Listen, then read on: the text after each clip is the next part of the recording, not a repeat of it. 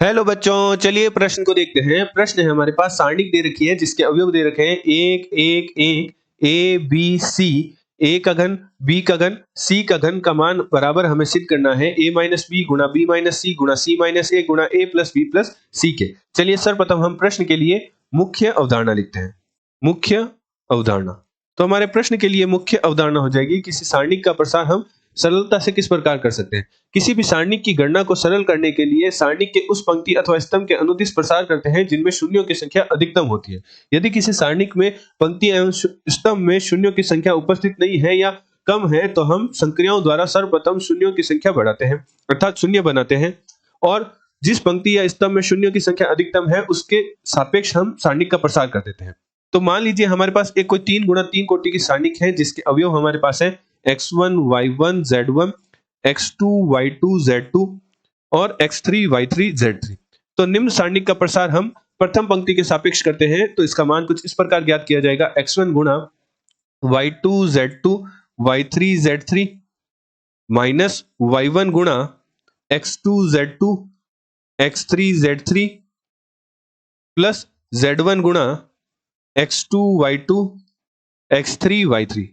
तो गुणा कुछ इस प्रकार होगी कि y2 की गुणा z3 से माइनस y3 की गुणा z2 से, x2 की गुणा z3 से माइनस x3 की गुणा z2 से, x2 की गुणा y3 से माइनस x3 की गुणा y2 से। तो हमारे पास सारणिक का प्रसार करने पर मान आएगा y2 z3 minus z2 y3 minus y1 गुणा x2 z3 minus z2 x3 plus z1 गुणा x2 y3 minus y2 x3। तो इस प्रकार हम किसी सारणिक का प्रसार ज्ञात करते हैं।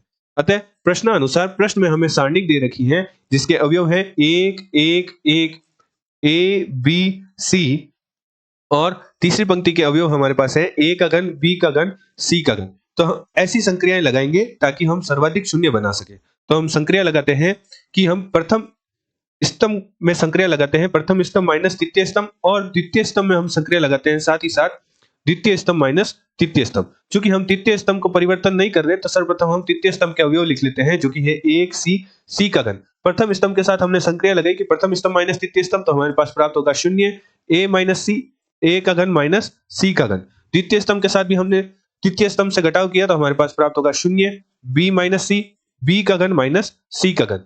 चूंकि हमारे पास एक सूत्र होता है जो कि कुछ इस प्रकार होता है कि x का घन माइनस y का घन का मान बराबर होता है x माइनस y गुणा x का वर्ग प्लस y का वर्ग प्लस xy।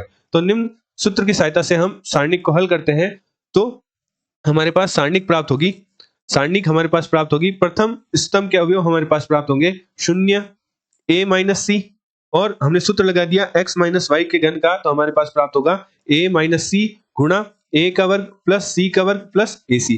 इसी प्रकार हमारे पास द्वितीय स्तंभ के अवयव प्राप्त होंगे शून्य, b माइनस सी गुणा b का वर्ग प्लस c का वर्ग प्लस bc, और तृतीय स्तंभ के अवयव हमारे पास थे एक c का घन। क्योंकि प्रथम स्तंभ और द्वितीय स्तंभ में क्रमशः a माइनस सी और b माइनस सी उभयनिष्ठ है, तो हम सारणिक के बाहर निकालेंगे। तो हमारे पास सारणिक के बाहर आ गया प्रथम स्तंभ से a माइनस सी और द्वितीय स्तंभ से आ गया b माइनस सी। तो हमारे पास सारणिक बची 0 1 a का वर्ग प्लस c का वर्ग प्लस ac, और द्वितीय स्तंभ में हमारे बना 0 1 b का वर्ग प्लस c का वर्ग प्लस bc और एक c का घन। अब हम प्रथम पंक्ति के सापेक्ष सारणिक का प्रसार कर देते हैं तो हमारे पास मान आएगा a minus C, b minus C गुणा 1 गुणा 1 1 a का वर्ग प्लस c का वर्ग प्लस ac।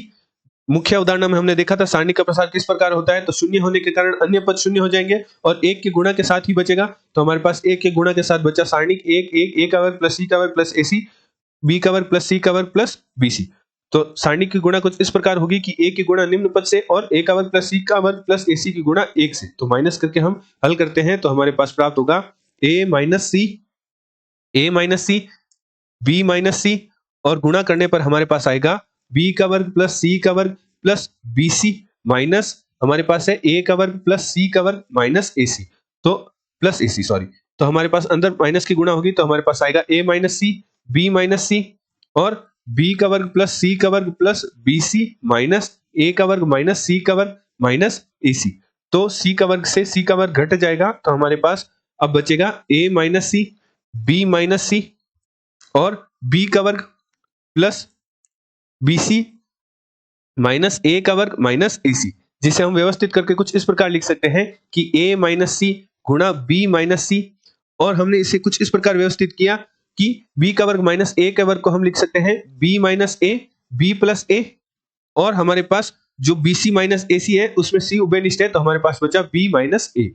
तो हमारे पास बी माइनस ए दोनों पदों में उभयनिष्ठ है तो बाहर आ जाएगा, तो हमारे पास बाहर आ गया ए माइनस सी बी माइनस ए, और हमारे अंदर बचा बी प्लस ए प्लस सी। चूंकि प्रश्न में जो दाएं पक्ष में मान है वह निम्न मान नहीं है तो ए माइनस बी लिखते हैं, और जो बी माइनस सी और सी माइनस ए है तो ए माइनस सी को हम लिख सकते हैं